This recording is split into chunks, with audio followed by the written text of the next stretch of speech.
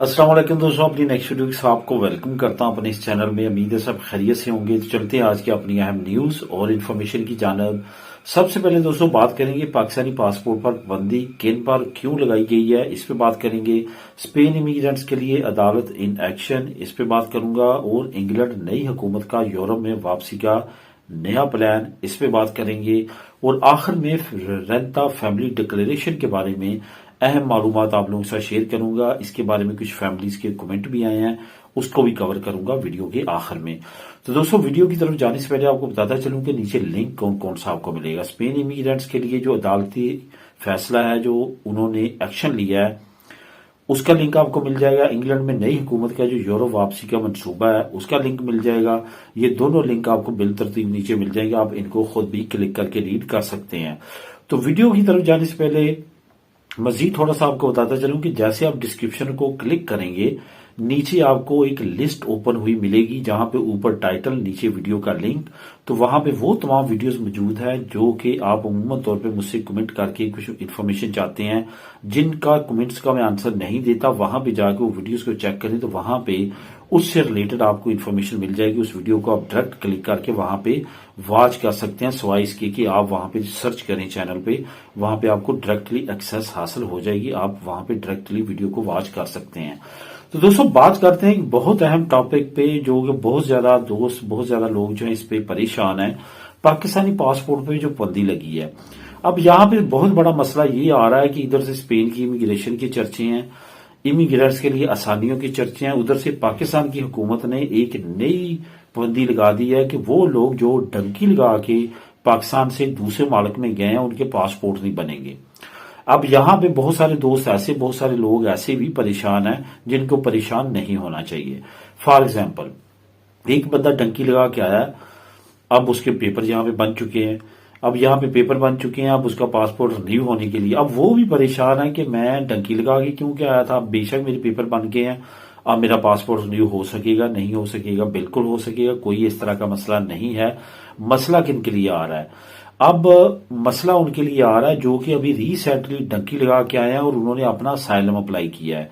हुकूमत ने क्यों कर ये फैसले किए हैं? क्योंकि बहुत बड़ी तादाद में ऐसे लोग वहां से आ रहे हैं और यहां पे आगे झूठे केस फाइल कर रहे हैं, जो कि हुकूमत का बहुत हद तक बदनामी का बायस बन रहे हैं। उनको रोकने के लिए ये एक तरह का तरीकाकार उन्होंने अपनाया। बेशक मैं समझता हूं कि ये तरीकाकार उस तरह से मौसर नहीं है जिस तरह से आमतौर पे इनको और तरीके इस्तेमाल करने चाहिए थे, कि वहां पे पाबंदी लगाते, कि ये वहां से बॉर्डर्स को कंट्रोल करते। जाहिर है ये बॉर्डर्स के जरिए क्रॉसिंग से आते हैं, वहां पे जो इतनी बड़ी तादाद में एजेंट माफिया है उनको कंट्रोल करते, जो मंथलियां दे रहा मुख्तलिफ अदारों को, उनको कंट्रोल करना चाहिए था। सिवाय इसके कि जो यहाँ पे पहुंच चुके हैं उनकी जिंदगियां पहले ही अजीरन है, उनको मजीद मुश्किल में डालते। अब यहाँ पे बहुत सारी सिचुएशन में लोग ऐसे भी हैं जो कि यहाँ पे आने के बाद अब उनका सब कुछ कंप्लीट हो चुका है, अब उनका पासपोर्ट जो है वो एक्सपायर हो चुका है और अभी उन्होंने डॉक्यूमेंट लेने हैं, अभी लीगल नहीं हुए किसी यूरोप के मुल्क में, और अब वो पासपोर्ट बनाने जाते हैं तो उनका पासपोर्ट नहीं बन रहा, उनके लिए प्रॉब्लम क्रिएट की जा रही है। तो इस तरह से काफी ज्यादा मसले मसाइल इस वक्त दरपेश हैं उस कम्युनिटी को जो कि डंकी लगा के आए हैं। अब पाबंदी डंकी वालों पे ही है, इसके अलावा जितने लोग हैं, जितनी कैटेगरीज है, वो बिल्कुल भी परेशान ना हो, क्योंकि बहुत ज्यादा कमेंट और लोगों के भी आ रहे हैं कि हमारे लिए प्रॉब्लम हो सकती है। खासतौर पे वो लोग जो ऑलरेडी लीगल हो चुके हैं, जहां पे उनको किसी तरह का कोई मसला नहीं होगा, बेशक वो माजी में डंकी लगा के आए हैं। अब जो वजह है वो भी मैंने आपको बता दिया कि किस वजह से हुकूमत इस तरफ जा रही है, लेकिन साथ साथ ये भी मैं आपको बताता चलूं, ये कानून ज्यादा देर चल नहीं सकेगा। ये आर्जी तौर पे ये लागू इन्होंने किया है और ये खुद कुछ अरसे के बाद आप देखेंगे ये कानून खत्म कर दिया जाएगा, इस पे पाबंदी खत्म कर दी जाएगी, आपका पासपोर्ट जो है वो बनना शुरू हो जाएगा। ये मैं थोड़ा सा आपको हिंट देता चलूं कि खास तरह के लोग जो कि उनके मुफाद के लिए नहीं है, या वो समझते हैं कि उन लोगों के पासपोर्ट ना बने, उनको टारगेट करने के लिए तमाम लोग इसमें जो है वो मुतासर हो रहे हैं। वो जैसे इनका टारगेट पूरा होगा उसके बाद जो है ये कानून को खत्म कर दिया जाएगा और आप पहले की तरह इजीली ले सकेंगे पासपोर्ट। कोई किसी तरह का यूरोपीय यूनियन के साथ मुआहिदा नहीं है, कोई किसी तरह का मामला नहीं है, बल्कि ये यूएनओ की करारदाद, जो यूएनओ की शिक है, उसके अगेंस्ट जाता है कि आप अपने शहरी को उसके पासपोर्ट से महरूम कर रहे हैं। इस वजह से ये कानून ज्यादा देर नहीं चलेगा। इसको बहुत जल्द हुकूमत को दोबारा से रिवाइव करना पड़ेगा। स्पेन इमिग्रेंट्स के लिए अदालत ने एक्शन लिया। आपको पता है कि बहुत ज्यादा मसला बन रहा है एक्सतराखीरिया की सीता में, और जो इस वक्त रेट चल रहा है वो 150-200 यूरो भी लोग जो है वो ले रहे हैं और दे रहे हैं एक सीता देने के लिए। तो ये एक बहुत ज्यादा हैरानकुन और परेशान कुन बात है, खास तौर पे इमिग्रेंट्स के लिए तो है ही, लेकिन जो कानून नाफिज करने वाले इदारे हैं उनके लिए बहुत ज्यादा शर्म की बात है कि उनके सामने ये तमाम चीजें हो रही हैं और काफी अरसे से हो रही हैं, थोड़ा अरसा इसको नहीं गुजरा।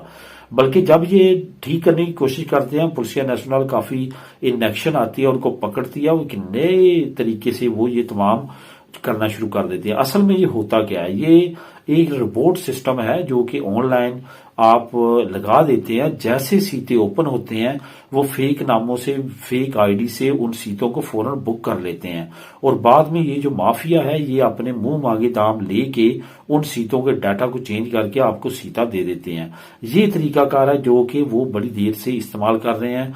अब अदालत ने, जो कि मेडल की अदालत है, वो इन एक्शन आई है और कुछ वकील भी इसमें मुलव्वस पाए गए हैं, उनके खिलाफ भी कार्रवाई का कहा गया और मजीद तहकीकात जो है वो शुरू कर दी गई है। उम्मीद है कि बहुत जल्द ये मसले को हल कर लिया जाएगा, लेकिन जब तक ये मसला हल नहीं होता उस वक्त तक इसी तरह से सफर करना पड़ेगा। ये बहुत ज्यादा मसला बढ़ रहा है, पहले की निस्बत ये ज्यादा प्रॉब्लम में चला गया है, क्योंकि ये एक्सतराखीरिया के साथ साथ जो एक्सतराखीरिया का मामला पुलिसिया नेशनल के साथ है, जो रेजिडेंसी के फिंगर वगैरह देने या इस तरह की सीटें, वो भी सीटों में काफी मसला चल रहा है। इवन जो यहाँ के नेशनल है उनकी सीटें भी काफी मुश्किल से निकल रहे हैं, उनको भी रिपोर्ट के जरिए उनकी सीटों को भी बुक किया जाता है, जिसपे अब आने वाले वक्त में बड़ी कार्रवाई होने जा रही है और बड़ी तादाद में आप सुनेंगे कि बहुत ज्यादा लोगों को गिरफ्तार किया गया जो इस तरह से सीटा माफिया में मुलव्वस होकर लोगों को लूट रहे थे। अब दोस्तों बात करते हैं इंग्लैंड की नई हुकूमत, जो कि तमाम सर्वे से ये साबित हो चुका है कि लेबर पार्टी इंग्लैंड में आइंदा माह हुकूमत बनाने जा रही है। ये याद रखें कि इलेक्शन नेक्स्ट ईयर होने थे जनवरी में, लेकिन जो कंजर्वेटिव पार्टी के इस वक्त प्राइम मिनिस्टर हैं उन्होंने जो है असल वक्त जो है वो इलेक्शन करवाने का ऐलान किया जुलाई में, यानी कि नेक्स्ट मंथ इलेक्शन होने जा रहे हैं। और तमाम सर्वे, तमाम डाटा ये बता रहा है कि लेबर पार्टी बड़ी अक्सरियत के साथ जीतेगी, कंजर्वेटिव पार्टी को बड़ी शिकस्त का सामना करना पड़ेगा। अब यहाँ पे बहुत अच्छी और अहम अपडेट सामने आ रही हैं, जिसमें ब्रेक्सिट को लेके काफी अच्छी अपडेट्स हैं। जो लेबर पार्टी है इसका मेन टारगेट होगा कि हम वो तमाम चीजों को एंजॉय करें जो कि ब्रेक्सिट से पहले यूके कर रहा था, यानी कि टैक्स फ्री तमाम चीजें। इन्फ्लेशन जो है वो नीचे आई। इन्फ्लेशन बढ़ने का मेन मकसद, मेन प्रॉब्लम ही ये बना है कि जब ब्रेक्सिट हुआ, यूरोपीय यूनियन में यूके नहीं रहा, जो भी चीज खरीदनी है उस पर टैक्स पे करना यूरोपीय यूनियन को, पहले टैक्स फ्री था, जिसकी वजह से यूके में इन्फ्लेशन बहुत ज्यादा बढ़ चुकी है। अब दोबारा से लेबर पार्टी का टारगेट है कि उन चीजों को रिवाइव किया जाए।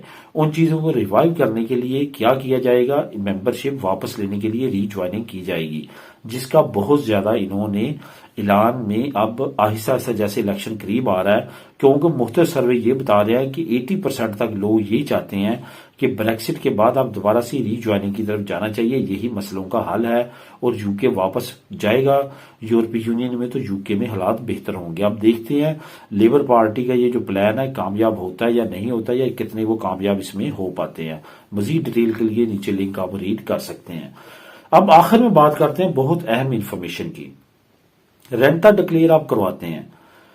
अब यहाँ पे रेंटे से के बारे में सबसे पहले तो एक अहम क्वेश्चन मैं कवर करूंगा जो एक फैमिली की तरफ से आया कि हमारा एक बेटा है जिसकी उम्र 18 साल से ज्यादा है। वैसे 2 बेटे उन्होंने कहा, एक काम करता है एक काम नहीं करता। जो काम नहीं करता चलिए ठीक है, वो तो इनके साथ रेंटा उसका डिक्लेयर हो रहा है। जो काम कर रहा है वो अपना रेंटा सेपरेट डिक्लेयर करवा रहा है, लेकिन हमारे रेंटे में भी उसका नाम इंटर हो रहा है। तो क्या ये लीगली तौर पे ठीक है? ये बिल्कुल ठीक नहीं है।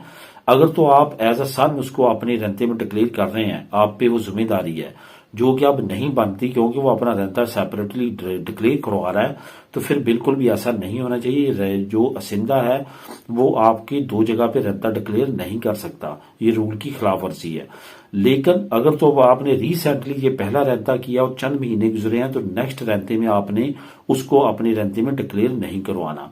लेकिन अगर आपने ये ऑलरेडी करवाया हुआ तो फिर इसकी करेक्शन हो सकती है, क्योंकि इससे आपको आने वाले वक्त में अगर आपका वो जो बेटा कुछ करना चाहेगा अपने रेंटे की बेस पे, कोई घर लेना चाहेगा, कोई और इन्वेस्टमेंट करना चाहेगा, या कोई अमदाद अप्लाई करना चाहता है, कोई अयुदा या क्लियर इस तरह का कुछ करना चाहेगा, तो उसको प्रॉब्लम हो सकती है रेंटा दो जगह डिक्लेयर करवाने की वजह से।